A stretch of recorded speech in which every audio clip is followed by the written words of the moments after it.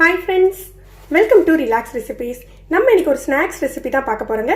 உருளைக்கிழங்கு வச்சு ரொம்பவே கிறிஸ்பியான ஒரு சிப்ஸ் வெரைட்டி எப்படி பண்ணலாம்னு பார்க்கலாம். இதுக்கு நிறைய பொருட்கள் தேவையில்லைங்க. கொஞ்சம் பொருட்களை வச்சே பண்ணிடலாம்.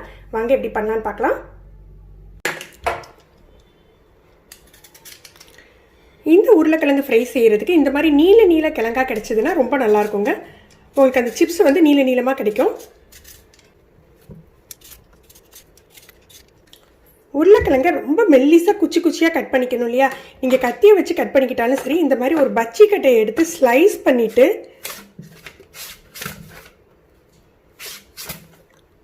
அதுலேருந்து நீங்கள் மெல்லிசாக கட் பண்ணி எடுத்துக்கலாம். இப்படி கட் பண்ணால் உங்களுக்கு ஈஸியாக இருக்கும்.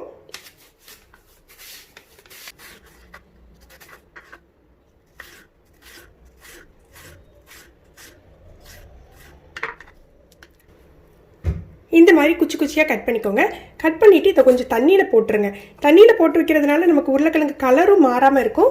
இதில் உருளைக்கிழங்குல இருக்க அந்த மாவு தன்மையும் கொஞ்சம் குறையும். இந்த மாதிரி கட் பண்ணியாச்சு. இப்போ இதில் தண்ணியை நல்லா வடிச்சிட்டு ஒரு மெல்லிசான ஒரு துணியில் போட்டு உணர வச்சுக்கணும். இல்லை ஒரு டிஷ்யூ பேப்பரில் கூட போட்டு உணர வச்சுக்கோங்க. தண்ணி உரியிற மாதிரி உள்ள காட்டன் துணியாக இருக்கணும். ரொம்ப நேரம் உணர்த்த வேண்டாங்க. ஒரு 3 நிமிஷம் 4 நிமிஷம் உணர்த்தினா போதும்.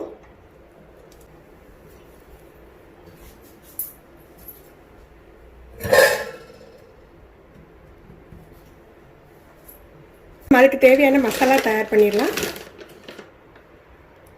ஒரு 4 டேபிள் ஸ்பூன் கார்ன்ஃப்ளவர். கார்ன்ஃப்ளவர் இல்லாட்டி நீங்கள் மைதா அரிசி மாவு கூட யூஸ் பண்ணிக்கலாம்.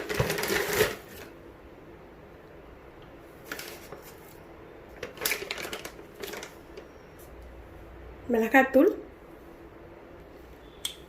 உப்பு, இது மூணையும் சேர்த்து நல்லா மிக்ஸ் பண்ணி வச்சுக்கோங்க.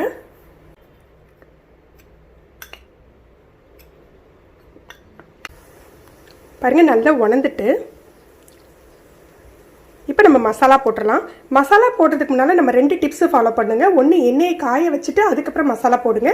ஏன்னா உருளைக்கிழங்குல உப்பு சேர்ந்த உடனே திருப்பி கொஞ்சம் தண்ணி விட ஆரம்பிக்கும்.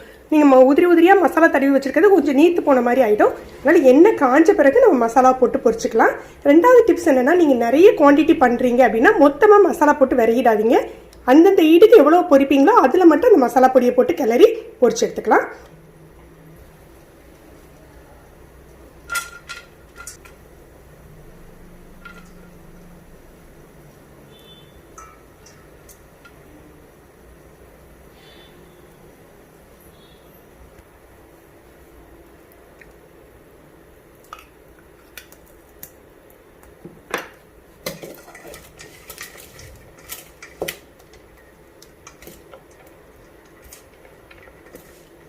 மீடியம் ஃப்ளேமில் வச்சுக்கோங்க, இல்லை சீக்கிரமாக கலர் சேஞ்ச் ஆகிடும்.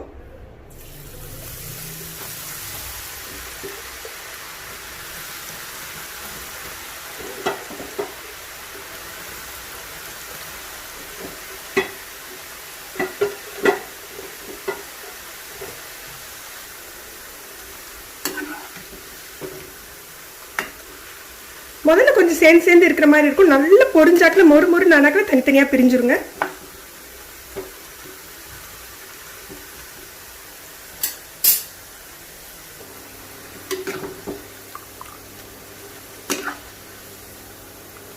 வெந்த பிறகு, இது கிறிஸ்பியான பிறகு தான் நம்ம அடுத்த ஈட்டுக்கு மசாலா போட்டுக்கணும்.